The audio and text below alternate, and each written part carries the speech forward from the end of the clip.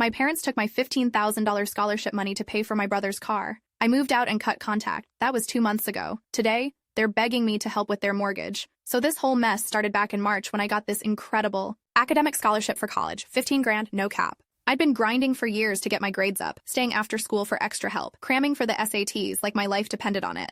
When that acceptance letter came with the scholarship info, I literally cried right there in our kitchen. My parents seemed happy for me too. At least that's what I thought.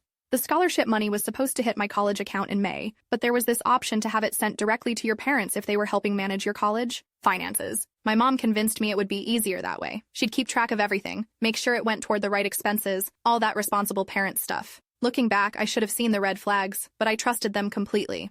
Younger brother Jake had been whining about needing a car since he turned 17. Not just any car either. He wanted this souped-up Honda Civic he'd found on some dealer lot, complete with racing stripes and an obnoxious exhaust system. The thing cost $12,000, which was way more than our family usually spent on anything. But Jake could do no wrong in my parents' eyes. He was the golden child who played varsity football and charmed everyone at family barbecues. When the scholarship check arrived in early May, I was at my part-time job at Target. I came home that evening expecting my parents to show me the deposit, confirmation, or at least mention that the money had come through. Instead, I found Jake out front washing his brand new Honda, grinning like he'd won the lottery. My stomach dropped immediately. I walked into the house and found my parents sitting at the kitchen table, looking guilty as heck. My mom started with this whole speech about family and sharing and how we all needed to support each other. My dad just sat there nodding along, like a bobblehead.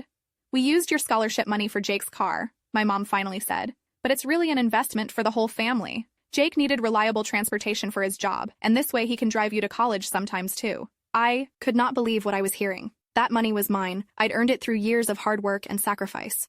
I'd given up hanging out with friends to study, worked weekend shifts at Target to save for college expenses, and stressed myself sick over maintaining my GPA. Now they were telling me it was some kind of family investment? That money was for my education, I said, trying to keep my voice steady. "You can't just decide to spend it on something else." My dad finally spoke up. "Honey, we're still your parents, and sometimes we have to make tough decisions for the good of everyone. Jake really needed this car, and your college fund can be built up other ways." Other ways? Like what? The money fairy? I was already working. As many hours as Target would give me, and I'd applied for every scholarship I could find. This $15,000 was supposed to cover my first year's expenses beyond tuition, which was already mostly covered by financial aid. Jake came bouncing in right then, keys jingling in his hand, acting like everything was totally normal. "Thanks again for helping out with the car," he said to our parents. "I'm gonna take it for a cruise around town." He didn't even acknowledge that it was my money that bought his precious Honda. Not a thank you, not an apology, nothing. That's when I realized my family saw me as nothing more than a resource to be used for Jake's benefit. Continuation of the story at the link below.